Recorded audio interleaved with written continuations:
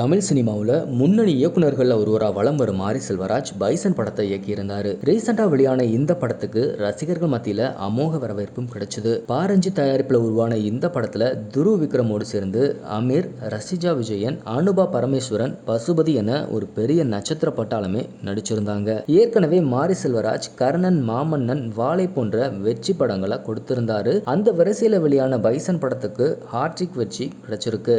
கபடி போட்டியில தங்கம் வென்ற மனத்தி கணேசனோட வாழ்க்கையை மையமா வச்சு உருவான இந்த படத்துல ஒரு இளைஞன் எப்படி கபடியில சாதிச்சு காட்டுறாருங்கிறத மாரி செல்வராஜ் ரொம்பவே அழகா உணர்ச்சி பூர்வமா காட்டியிருப்பாரு. அதே போல விக்ரம் மகனான துருவும் இந்த படத்துல தன்னோட அயராத உழைப்பை கொடுத்திருக்காருங்கிறத படம் பார்க்கும்போது நமக்கு தெரிய வருது. இந்த படத்தை பார்த்த சினிமா பிரபலங்கள் முதல் அரசியல் தலைவர்கள் வரை மாரி செல்வராஜை பாராட்டிட்டும் இருக்காங்க. இதுவரை இந்த படம் சுமார் 59 கோடிக்கு மேல வசூல் செஞ்சு சாதனையும் படைச்சிருக்கு. ரீசெண்டா இந்த படத்திற்கான மேக்கிங் வீடியோ வெளியாகி ரசிகர்கள் மத்தியில பரவலா பேசப்பட்டு வருது. இந்த வீடியோ பார்த்த ரசிகர்கள் எதிர்காலத்துல மாரி செல்வராஜ் ஹீரோவா நடிக்க வாய்ப்பு இருக்கான்னு கேட்டிருந்தாங்க. அதுக்கு பதில் சொன்ன மாரி செல்வராஜ், கண்டிப்பா நான் நடிக்க மாட்டேன். நான் நடிகன் ஆகிட்டேன்னா என்ன ஏதுன்னு கேட்காம உங்க பின்னாடி அலைய ஒரு கூட்டத்தை சேர்க்கணும். அது தேவையில்லாத வேலை.